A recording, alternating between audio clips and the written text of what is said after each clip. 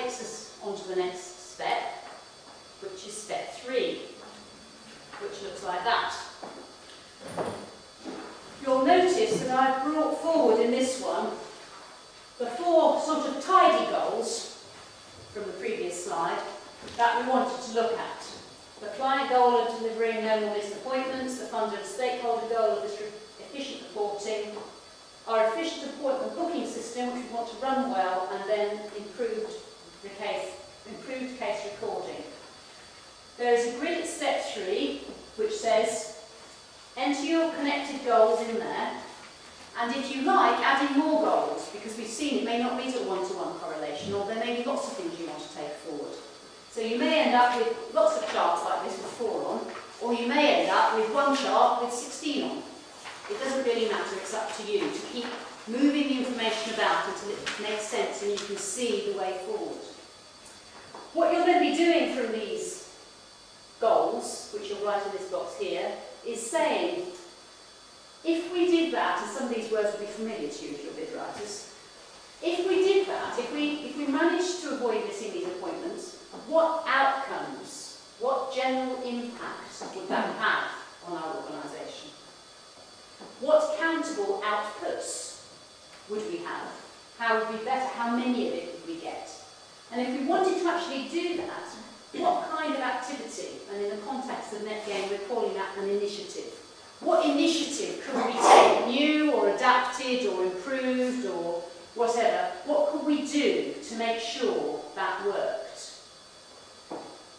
And that's what this step 3 asks you to do. So if I have a look at that now, there we go, we're moving our goals over into the grid. And we've slightly refined what we're talking about here, helping clients not to miss appointments instead of delivering no more missed appointments. So you can question yourself about the goals and say, is that really what we're talking about? And then you can say, right, if we did that, what impact would it have? What would it actually do for us as an organisation? Okay, if we manage to avoid those missed appointments, we know that our clients will make better progress. So already you're starting to see things which would feed into a funding bid because you can make a case for it. And if you know your organisation well, you ought to be able to put a number on it and get an output.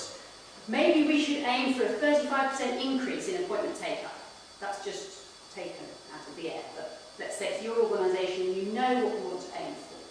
How could we do that? Well, if we want them to come to the appointments, let's remind them. Let's send them some sort of reminder to make sure they come along to these appointments, we get better impact for their outcomes, and we count them and we know that it's better, we've got this increased take-up. That's a real-life example, by the way. How about this? Well, what would be the outcome if we got the better reporting? Well, we could have a lower unit cost because maybe we were more efficient in gathering that data and we didn't have so many costs going into managing information and so on and so forth. That might bring our costs down. So maybe the outcome would be a lower unit cost. And maybe the measurable output would be, we're not counting beans, we could spend more time seeing clients. So maybe the output is that counsellor contact time will be increased, say, from 45% of the counsellor's time to 80%. So they're spending more time out there and less time filing and bean counting and putting these back in the filing cabinet, let's say. And what initiative could we introduce to actually meet that goal? Well, maybe we need some kind of system for recording counsellor time, because at the moment we can't count their time because we haven't got a clue what they do. They go out on a Monday morning, they come back in Tuesday afternoon, we don't know. The client might have missed the appointment, do we know? Do we know how much contact time there was? So maybe we ought to ask those counsellors to record their time better and report it back to us. If we can get this working, this booking system, yeah, the outcome would be we'd use our staff better, maybe we'd reduce the stress of the staff, we'd be able to present a better image so that we get more contracts from the local authority. Maybe we'd avoid double bookings. At the moment, this counsellor last Tuesday had to be there and there at the same time because the booking system doesn't work very well. What's that an output? Well, exactly. But I mean, I've said that, you know, things are acceptable. If we know what we're counting, We are now counting 0 double bookings instead of counting 20 double bookings a month. Then maybe it's an output, but you know, we won't get too hung up on that. So a system for booking appointments seems to be coming out of all of these. And we'll have better informed counsellors if we get this case recording system right.